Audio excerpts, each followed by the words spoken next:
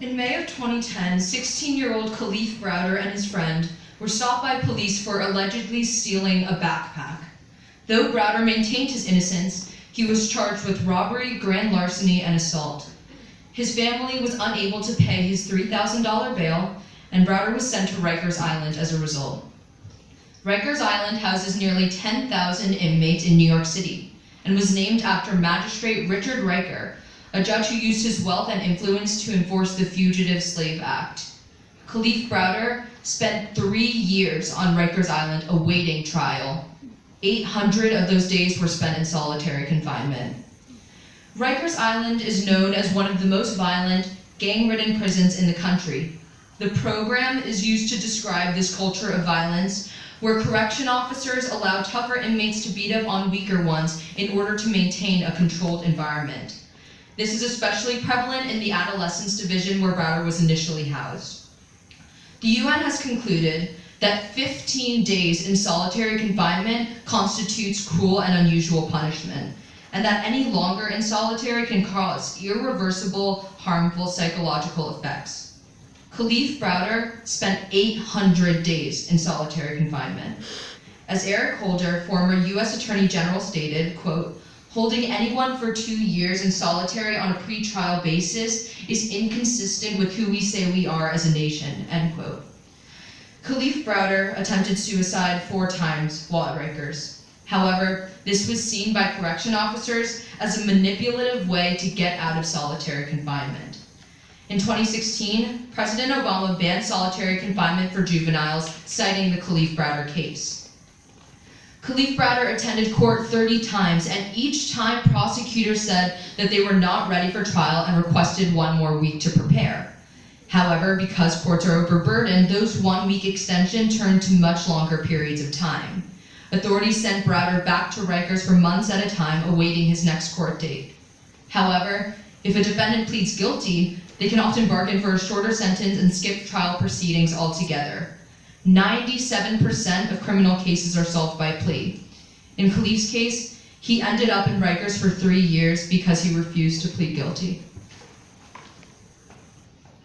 Khalif Browder's story is one of the most tragic in modern times.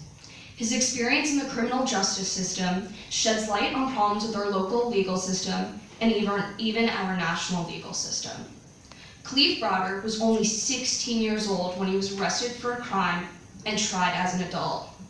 Until April of 2017, New York and North Carolina were the only 2 states in the country that prosecuted 16 and 17-year-olds as adults in the court system. In New York, over 70% of 16 and 17-year-olds arrested are Black and Latinx are given jail sentences. Studies have shown the severe impacts on young people who are transferred to the adult criminal justice system. 80% of youth who are sent to adult prison and then released are more likely to commit more serious crimes, including violent ones. Recently adopted legislation will prevent 16 and 17-year-olds from being tried as adults like Khalif Browder. On any given day, US jails hold 650,000 inmates, 450,000 of whom are awaiting trial. Most are in jail because they could not afford bail. In the United States, it's a hard truth for many to accept. Your wealth determines whether you are incarcerated or not. According to a report by the Vera Institute for Justice, half the people in New York City's jails in 2013 were held on bail of $2,500 or less. Just close your eyes and imagine being stuck in jail for 3 years because you couldn't afford a few $1,000s. The inability to afford bail ruins lives, harms whole families, and has a negative impact on entire communities. There are proposals in New York State and City to reform their bail systems. In this year's annual State of the State address, Governor Cuomo proposed to eliminate cash bail for people facing misdemeanor and nonviolent felonies. Instead, defendants would be released either on their own promise to return to court or some other conditions imposed by the judge. For Khalif Browder, these reforms are too late. Two years after he was released, Khalif Browder hanged himself with an air conditioner cord. He was only 22 years old. We conclude with a quote from the ACLU. Nothing will bring Khalif Browder back, but this tragic end is not the end of his story. We need to reform our nation's broken criminal justice system and ensure that no one else faces the horrible tragedy Khalif did. This is how we honor him.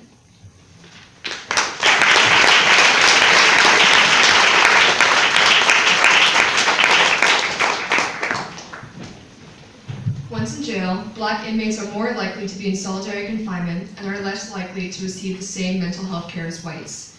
The United Nations has suggested an absolute ban on solitary imprisonment for more than 15 days, referring to it as torture, because of its negative impacts on mental and physical welfare. Black inmates, who are 2.52 times more likely to be put in solitary confinement than white inmates, are disproportionately affected. It isn't only that Black inmates end up in solitary confinement in far greater numbers than white inmates in the US. They are also less likely to receive appropriate mental health care while in lockup, which leads to greater mental health issues upon their release from prison. It can even keep them in solitary confinement for longer, for longer periods of time. According to a New York City Department of Health and Mental Hygiene study, Black prisoners represented about 40% of the prison population, but only made up 16% of those admitted to mental health services. Meanwhile, almost 25% of mental health patients were white, many of whom received care within the first 7 days of their incarceration, while only making up less than 10% of those in prison. The differences do not stop at who receives treatment, but continue into the diagnoses that inmates receive while under care. The same study mentioned before also found that white inmates receive more socially legitimate diagnoses, such as depression and bipolar disorder, which could keep them out of solitary confinement. Such diagnoses are seen well managed with medication too. What about Black inmates? They more frequently were diagnosed with mood, adjustment, or antisocial personality disorders, which are seen as pejorative, according to Dr. Daniel Selling, who was in charge of mental health at New York Rikers Island Jail until 2014. These diagnoses can also get an inmate placed in isolation or keep them there rather than getting them out. Mental health is a large and prevalent issue in prisons, especially for Black people in prison. All inmates are 5 times as likely to have a mental health issue than people who are not incarcerated. With these already high statistics, Black people are the most likely to have a mental health disorder while in prison.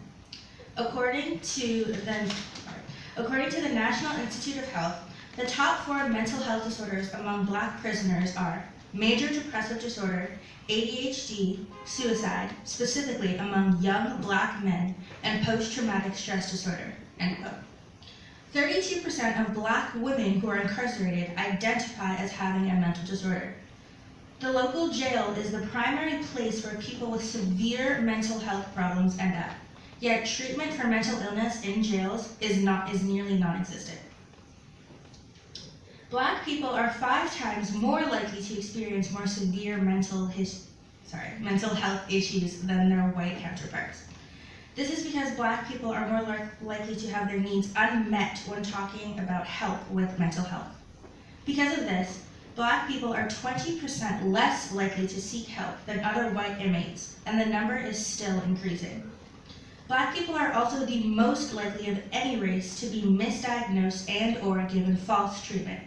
This, plus the lack of competence, causes, quote, harsh distrust and prevention, end quote, between Black people and in the prison and mental health system. Black people, specifically Black people with mental health disorders, are more likely to have lower quality relationships outside of prison if or when they get out. Outside of prisons, Black people are more likely to distance themselves from their families and even less likely to receive help with their disorders, as most insurance policies for families of low socioeconomic status do not cover mental health costs.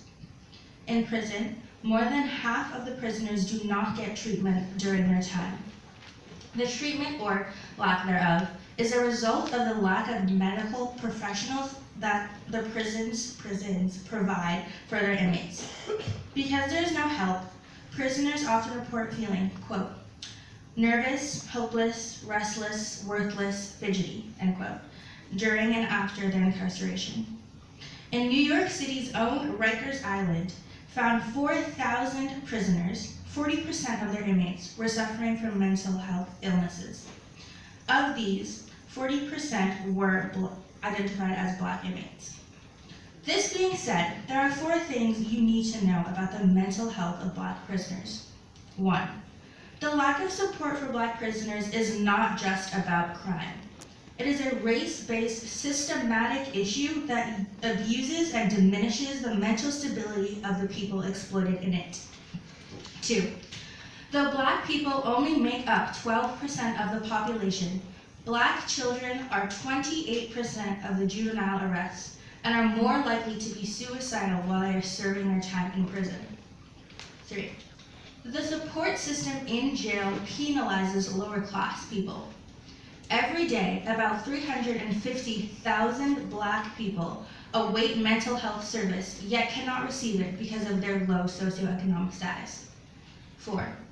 Those who are too poor or too mentally ill, though still presumed innocent, are kept in their cells until trial dates. According to the According to the National Institute of Health, jails have become vast warehouses made up of primarily people of too poor or too ill with mental health problems to adequately care for themselves. End quote. Thank you.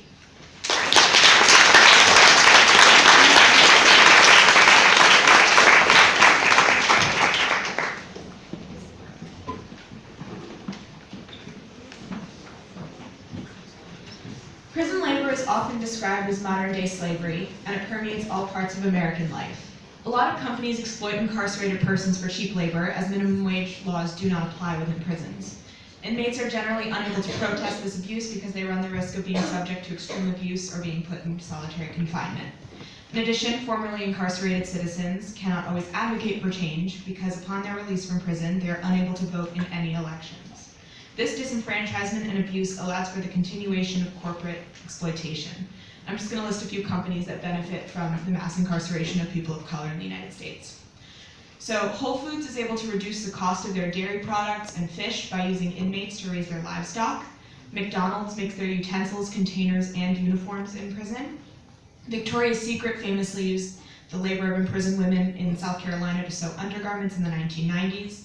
AT&T fired thousands of telephone operators in order to save money, and these replacements were inmates who made approximately $2. Other companies who exploit inmates for their labor are Chevron, Costco, Johnson & Johnson, Kmart, Nintendo, Pepsi, Starbucks, UPS, Verizon, Walmart, and Wendy's. I'm listing these names not to shame anyone for purchasing products from them, I'm guilty of it too, but rather to encourage everyone to be conscious of their buying habits and to think of who exactly makes these items. Educating yourself on the influence of the prison industrial complex through the United States is extremely important. This issue cannot be eradicated in one day, and the first step to achieve change is education. The United States silences the voices of incarcerated citizens, so the issue is rarely at the forefront of the issues we're presented with. When a group of citizens is completely cut off from their country, it is vital to analyze what is keeping them suppressed. Thank you all for coming to the Black History Month assemblies. We hope they were thought-provoking and sparked a desire to learn more about African American accomplishments, struggles, and figures. Remember that the study of Black history should not be contained to 1 month of the year, but rather should be an integral part of history education. So on behalf of everyone who presented this year, we would like to thank Dr. Johnson for giving us this incredible